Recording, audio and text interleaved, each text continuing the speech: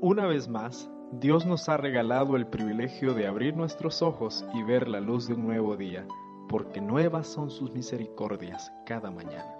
Segundo de Crónicas 20:20 declara que en el momento más difícil de la guerra, Josafat dijo al pueblo: «Creed al Señor vuestro Dios y estaréis seguros.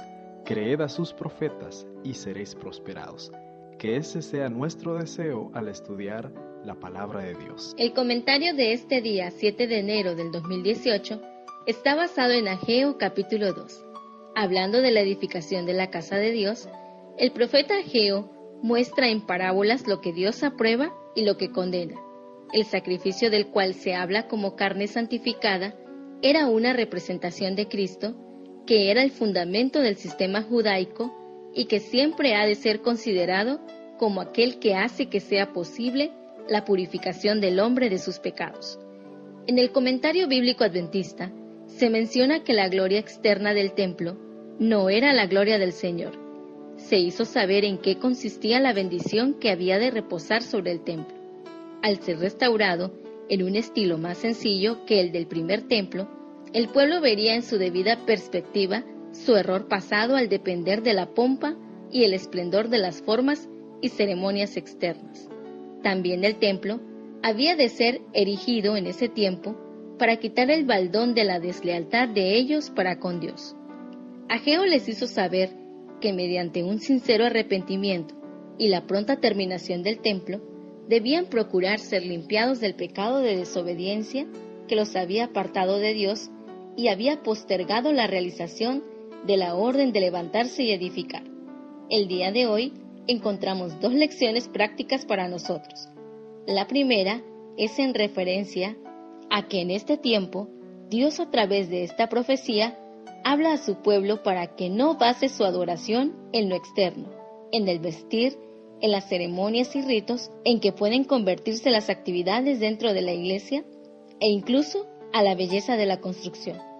Toda adoración del Hijo fiel de Dios debe centrarse en el cuidado a su lealtad a Él. Al descuidar el templo, que era el espejo de la presencia de Dios, el pueblo había deshonrado grandemente al Señor. Ahora recibió la instrucción de honrar la casa de Dios como algo sagrado, no debido a su magnificencia como lo hicieron los judíos en los días de Cristo, sino porque Dios había prometido estar allí. Y el segundo templo había de ser superior al primero, porque el Mesías lo honraría en un sentido especial con su misma presencia. A fin de que los calificadores del segundo templo no cometieran errores, el Señor los instruyó claramente por medio de una parábola en cuanto a la naturaleza del servicio aceptable a su vista. Y es aquí en donde encontramos la segunda lección para nuestro tiempo. Dios requiere un servicio aceptable de tal forma que reluzcamos en un mundo de pecado como guijarros o gemas pulidas. El corazón queda al descubierto en este pasaje. El Señor escudriña todas las obras de los hijos de los hombres. Él puede disminuir, puede incrementar y bendecir. Los llamados creyentes que revelan por sus actos que todavía están aferrados a prácticas egoístas, están actuando mediante principios mundanos. Los principios de justicia e integridad no son aplicados a la vida práctica. Nuevamente la palabra del profeta: meditad en vuestro corazón desde este día antes de poner piedra sobre piedra en el templo de Jehová.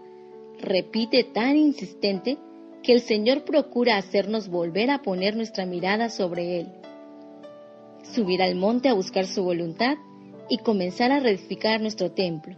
Y dice la promesa: aunque todavía no veas los frutos ni la cosecha. Los cristianos son las joyas de Cristo. Deben refulgir brillantemente para Él, irradiando la luz de su belleza. Su lustre depende del pulimento que reciben. Pueden elegir ser pulidos o quedarse sin pulimento, pero todo aquel que es tenido por digno de sin lugar en el templo del Señor debe someterse al proceso del pulimento.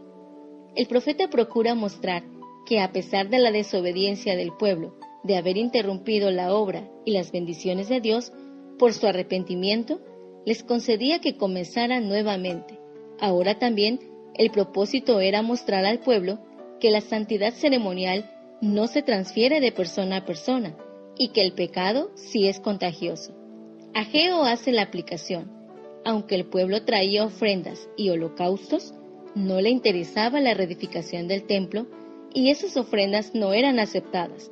El pecado de la desobediencia había contaminado sus ofrendas, sus buenas obras no podían transmitir limpieza espiritual. Por ello el servicio debe ser en base a la aceptación de Cristo, cuando se demuestra lealtad a nuestro Creador. Dios no tolerará que uno de sus leales obreros sea dejado solo para luchar contra grandes desventajas y sea vencido. Guarda como una joya preciosa a cada uno cuya vida está escondida con Cristo en Dios. De cada uno de ellos dice: te pondré como anillo de sellar porque yo te escogí.